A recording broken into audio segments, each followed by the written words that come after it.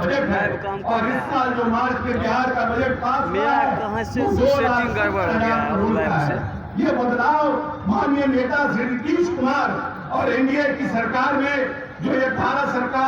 साल की सरकार रही है उसकी वजह से ये संभव हो पाया है। माननीय नेता ने इन 18 वर्षों में लगभग 1,50,000 किलोमीटर सड़कों का निर्माण करने का काम किया। जब 2022 नेता आए थे तो क्या स्थिति थी पूरे बिहार की? पूरा बिहार या तो जातीय उन्माद में फंसा हुआ था या धार्मिक उन्माद में फंसा हुआ था। सीमांचल में भी किस तरह की परिस्थिति थी, पूर्णिया की किस तरह की स्थिति थी, माननीय विधायक नीता सिंह जी ने उसका वर्णन करने का काम किया है। और किस परिस्थिति में यह बिहार था, कहीं रंगदारी के लिए लोग मारे जाते थे, कहीं जातीय उन्माद के लिए लोग मारे जाते थे, कहीं डॉक्टर को उठा लिया जाता था, कहीं कोई व्यापारी को उठा लिया जाता था। माननीय नेता ने इस प्रदेश को पूरी तरह से शांति बहाल करने का काम किया और इस प्रदेश के व्यापार के जो व्यापारी जगत थे उनको फलने फूलने का मौका देने का काम किया। आज प्रदेश में मूलभूत संरचनाओं का निर्माण हो, चाहे पुल पुलिया का निर्माण हो, चाहे हर घर बिजली हो, हर घर नल का जल हो, इस प्रदेश में महिलाओं को शिक्षा के लिए उत्साहित करने की योजना हो, सब पर माननीय नेता श्री नीतीश कुमार ने काम करने का काम किया है और बिहार को ऐसी ऐसी योजनाओं को देने का काम किया जिसको देश के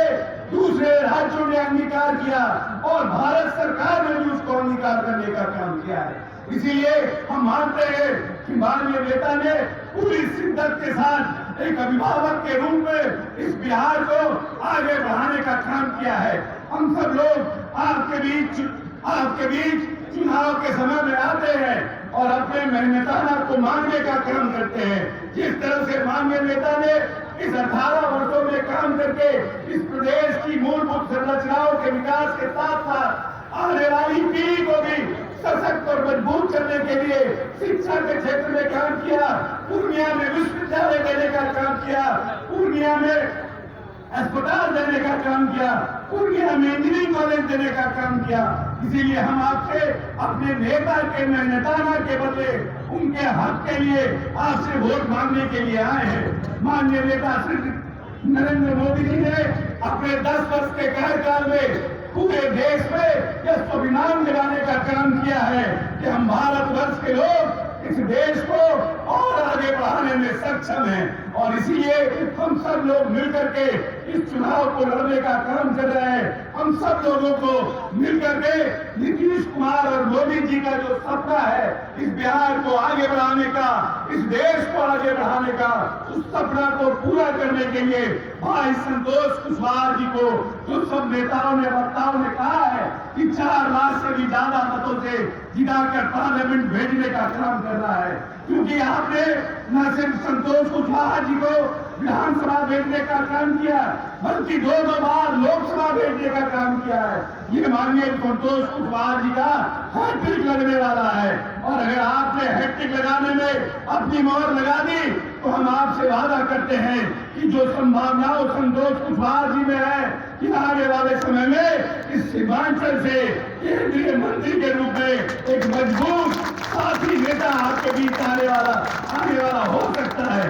इसीलिए आपसे यही आग्रह करेंगे, पूर्णिया के पास एक मौका है और जो लोग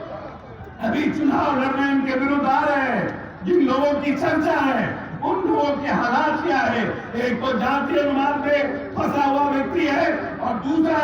एक व्यक्ति जो हमारी पार्टी में माननीय नेता ने जिसको बार बार टिकट देके जिताने का काम किया, वो इस बार माननीय नेता को ही फ्लोर पर गिराने का काम कर रहा था, जिसी ने पाल पोस करके बड़ा किया, जिस पिता ने उसे संस्कार दिया, किस पिता ने उसको सिखाने का काम किया, किस पिता ने राजनीति का गाला बढ़ाया, आज उसी पिता के पीठ में छुरा घोटने का काम कर रही थी। इसीलिए पार्टी ने उस पर जब कार्रवाई किया तो आज दूसरे पार्टी से सिंबल लेके आना चाह रही है। इसीलिए वैसे धोखाधड़ी करने वालों को और जो जातीय उन्माद में इस प्रदेश में जिस तरह से